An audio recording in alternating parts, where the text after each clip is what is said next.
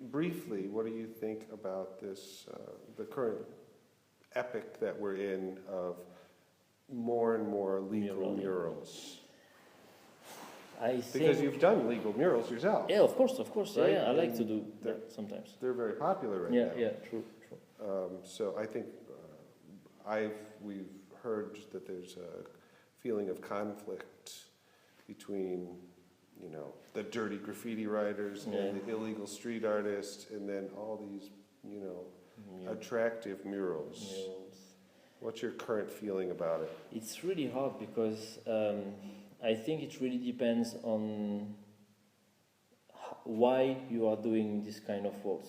If you are doing them because you spend so many years or so many time doing like small illegal walls, like hidden places, because okay, it's not allowed, but you have to find those places to express yourself. And then one day there is a trend that okay, now people can paint big walls. Look, it's allowed. Yeah. I think you're gonna be like, okay, I want to paint big and I want to paint in the city center because I'm always in this abandoned factory. I'm on the tracks by night. Yes. But if you think that you're gonna paint this wall to make a kind of like a publicity, or it's gonna be an advertisement for selling your canvas and to have more likes on your Facebook page, I think it's a disaster. Okay. Really. So it's about intent. Yeah, exactly. Okay. But then I think it almost got nothing to do with the real graffiti. Right. Because even if there is no big murals in a city, you have graffiti, and if you got like many murals, you have graffiti. So it doesn't affect the kind of people who want to do illegal and bombing and this kind of thing. So again, I hear this topic of duality. There is a big duality. We are schizophrenic, like 100%. Contained inside of you are these two distinctly different approaches to painting in public or painting on the street. Exactly. And sometimes they're in conflict with one another. A little bit of a struggle there. Yeah, of course. And I think of your panic rooms. Yeah. Right? There's a they talk about that. Distinct duality. Yeah, that's true.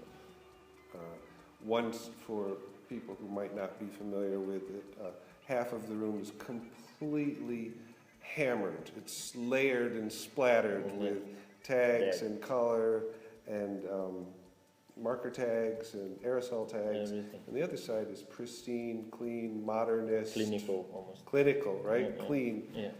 In a different sense. Yeah. And I see duality in a lot of your works. Yeah, it's true. I never noticed that. I noticed that I am a schizophrenic, like all the writers, but duality, it's true. It's contained within you, so it feels schizophrenic. Yeah. Because they're kind of fighting with each other.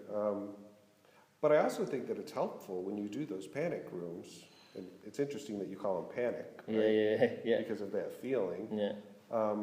That people understand each one of them better because there's a comparison right next to it. Yeah. And you say, okay, so what does it feel like to be super clean?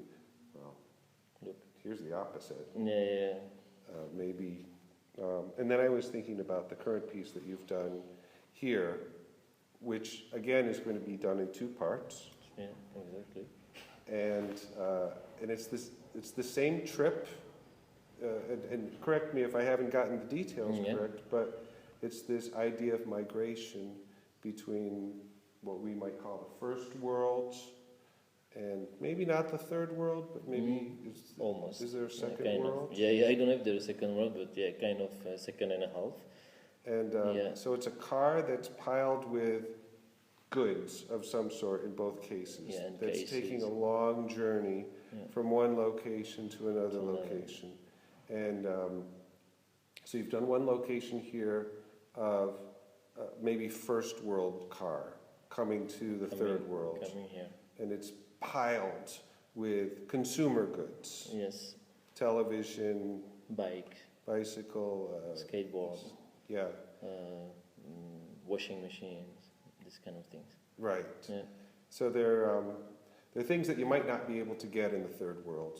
Which is more hard to get. And maybe you're a family member who's traveled and you're bringing it back to your parents and family, brothers and family. Yeah.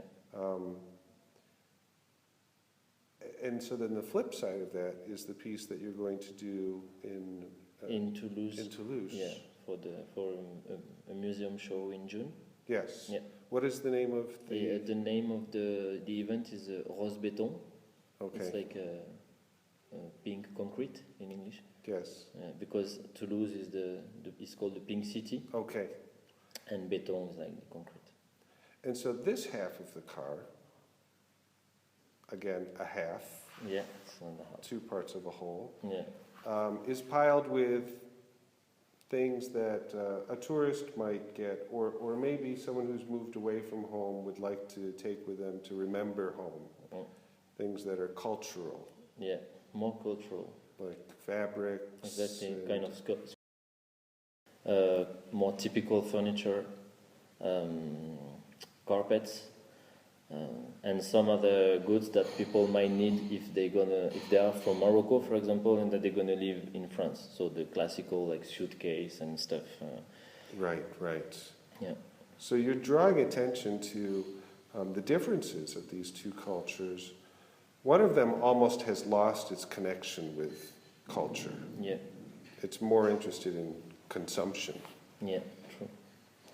The other one is tied to history and family. Yeah. And so what is it like creating the piece? Because it's pretty amazing, the one here. Thank you. I didn't see it yet. I only did it like two separate parts, and I didn't see it like hang on the wall yet. Oh, but, wow! I'm excited. I want to see it. But it was really interesting because I didn't know how it's going to look like because it was complicated. I can picture it in my head, but doing it, as soon as we start to find like the suitcase and all the little elements we're going to put on the car, going to le souk, it's like the spot where you look at all the stuff. Yes. I didn't know how it's going to be able to fit and if it's going to look like the way I was thinking about it. So it was really interesting to do that, but at the same time, when you talk about all this historical stuff, there is another duality probably so you can think about this piece this way, about immigration, about people, about a journey, which I love the idea because it's a journey, but there is also this complete other meaning to me, yes, which is vandalism. What is vandalism?